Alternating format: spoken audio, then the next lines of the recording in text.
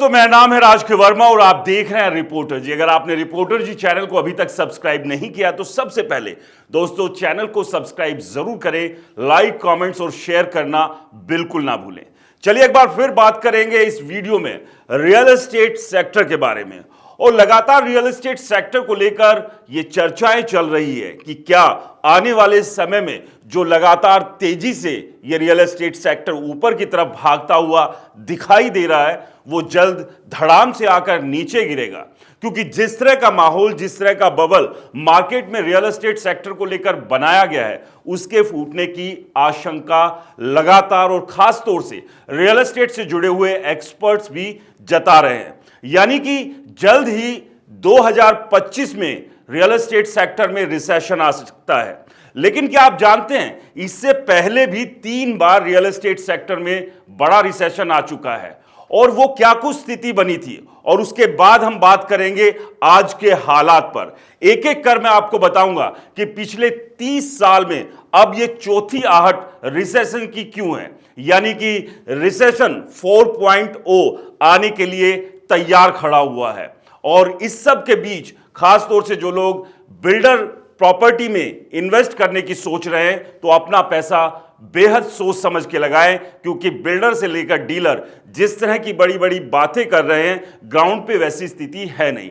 और इसके पीछे की वजह यह है कि आम आदमी की पहुंच से अब बिल्डर प्रॉपर्टी में कोई घर खरीदना या कमर्शियल यूनिट लेना बेहद मुश्किल होता जा रहा है। और इस सब के पीछे की वजह यह है कि बिल्डर और डीलर दोनों ने मिलकर प्रॉपर्टी के दामों को आसमान पर पहुंचा दिया है। लेकिन आसमान पर पहुंचे दाम कब जमीन पर आकर गिर जाए, कहना बड़ा मुश्किल है। चलिए बात करते हैं कि इससे पहले कब रिसेशन आया और क्या तब भी मार्केट इसी तरह से ऊंचाई पर पहुंचा था, और उसके बाद बात करेंगे आज के हालात यानी कि 2025 के बारे में। तो आज हम बात कर रहे हैं कि 30 साल में चौथे रिसेशन की आहट। सबसे पहले हम आपको बताते हैं कि मार्केट का हाल 30 साल के इस दौर में कब कब कैसा रहा था। तो बात करें 1994 से 1995, ये जो साइकिल थी, यहां पर किस तरह से रियल एस्टेट सेक्टर में सुधार देखा गया और रियल एस्टेट सेक्टर तेजी से आगे बढ़ा। और उसके पीछे के कारण क्या थे कि साल 2091 में आर्थिक सुधारों के बाद भारत के रियल एस्टेट सेक्टर में तेजी आई थी। और इसके पीछे की वजह थी एनआरआई पीआईओ को निवेश की अनुमति दे दी गई थी कि यानी कि ये लोग भी रियल एस्टेट सेक्टर में निवेश यानी कि इन्वेस्ट कर सकते हैं। इससे बड़े पैमाने पर जो विदेशी निवेश है वो बढ़ा और जिसकी वजह से रियल एस्टेट सेक्टर की बाछें खिल गई थी। साल 2095 में कीमतें अपने चरम पर पहुंच गई, जिस तरह से कि आज के हालात है, यानी कि 2025 में भी कीमतें चरम पर पहुंची हुई है। लेकिन 1997-98 में एशियन फाइनेंशियल क्राइसिस और विदेशी पूंजी को खत्म कर दिया गया, जिससे मार्केट में मंदी आ गई। यानी कि जो मार्केट बहुत तेजी से आगे बढ़ रही थी, ऊपर जा रही थी, वो अचानक से इस साइकिल में यानी कि 1994 से 99 में जब मार्केट ने अच्छे दिन देखे, और यही वो दौर था जब मार्केट लुढ़क कर नीचे की तरफ आ गई थी। इसके बाद बात करते हैं दूसरी साइकिल यानी कि दूसरा चक्र कब आया था मार्केट में। यह था 2004 और 2008 का वो दौर जब ये दूसरी साइकिल यहां पर शुरू हुई थी। यानी कि इस वक्त में रियल एस्टेट सेक्टर ने एक बार फिर से तेजी से आगे बढ़ना शुरू किया था। और उसके पीछे की वजह थी कि नई टेलीकॉम नीति ने इन्वेस्टमेंट के लिए अनुकूल माहौल बनाया।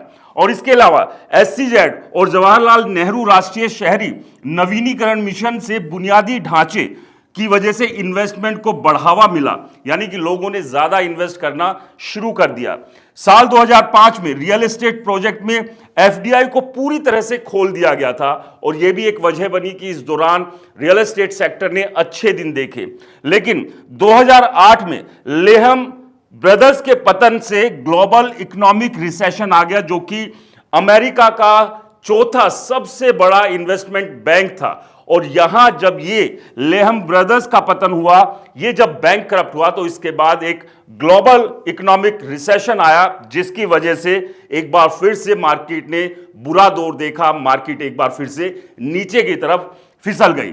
तो ये 30 साल में वो दूसरा दौर था जब मार्केट ने अच्छे दिन देखे, लेकिन उसके बाद मार्केट बेहद बुरी तरह से ढह गई थी। इसके बाद तीसरे चक्र की बात कर रहे हैं, 2010 से 2013 का ये वो दौर है जब एक बार फिर से मार्केट बेहतर होती दिखाई दी। जो मार्केट गिर गई थी, नीचे की तरफ फिसल गई थी, उसने एक बार फिर से उठना शुरू हुआ। और उसके पीछे की वजह थी, इस दौर में भारतीय अर्थव्यवस्था ऊपर की तरफ बढ़ी थी, और इसके अलावा नए प्रोजेक्ट, बेहतर कनेक्टिविटी ने मार्केट के माहौल को बनाया।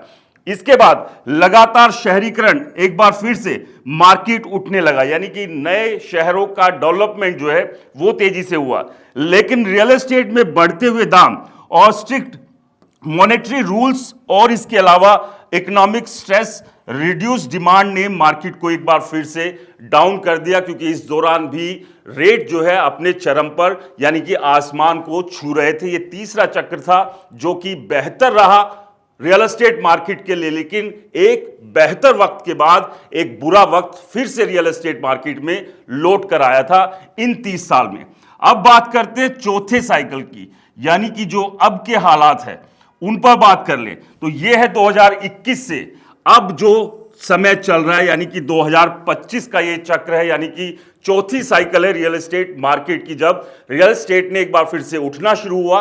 और अब क्या सवाल यह है कि 2025 या इसके बाद रियल एस्टेट मार्केट डाउन जाएगा? रियल एस्टेट मार्केट में क्या रिसेशन 4.0 लौटने वाला है? क्योंकि यही वो वक्त है जहां पर एक बार फिर से रियल एस्टेट मार्केट के रेट आसमान को छू रहे हैं। एक प्राइस बबल जो है वो बना दिया गया है डीलर और बिल्डर के द्वारा। इससे पहले भी हमने कई वीडियो बनाए थे जिसमें कि हमने डिटेल में आपको बताया, लेकिन इस वीडियो में हम पूरे 30 साल पुराने इतिहास के बारे में अब आपको समझा रहे हैं, और साथ में जो अभी का दौर चल रहा है वो भी आपको बता रहे हैं। ये जो 2021 से चौथा दौर शुरू हुआ, इसमें लॉकडाउन एक अहम भूमिका रही। यहां पर जो मांग थी वो एक बार के लिए रुक गई थी।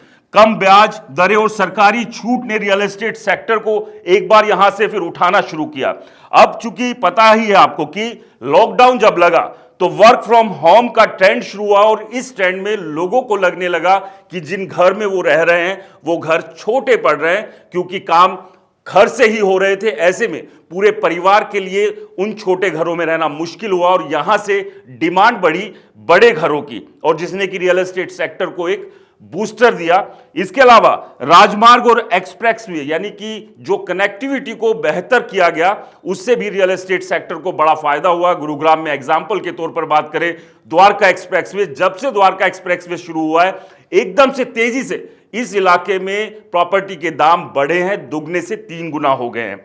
लेकिन आने वाले समय में एक बार फिर मंदी की पूरी आशंका एक्सपर्ट्स भी जता रहे हैं, क्योंकि अभी भी एक बार फिर से रेट तेजी से बढ़ रहे हैं। आप समझिए कि गुरुग्राम जैसे शहर में लगातार नए नए प्रोजेक्ट्स आ रहे हैं, लेकिन डिमांड उतनी नहीं है। माहौल जरूर यह क्रिएट किया जा रहा है कि जैसे ही प्रोजेक्ट लॉन्च होता है हाथों हाथ प्रोजेक्ट बिक रहे हैं, लेकिन इसके पीछे भी एक बड़ी कहानी है, बड़ा षड्यंत्र है, बड़ी साजिश है। इस पर भी एक डिटेल वीडियो हम आपके लिए जरूर बनाएंगे। लेकिन फिलहाल के जो हालात बन रहे हैं रियल एस्टेट सेक्टर के लिए, अभी रियल एस्टेट सेक्टर जो ऊपर की तरफ उठता दिखाई दे रहा है, दरअसल ये एक भ्रम का जाल अब इस वक्त बुना जा रहा है। इन्वेस्टर्स गिने चुने हैं, और इन्हीं इन्वेस्टर्स के आसपास पूरा का पूरा मार्केट घूम रहा है, और बिल्डर्स ने अपने हिसाब से मार्केट में जो रेट्स हैं वो तय किए हुए हैं।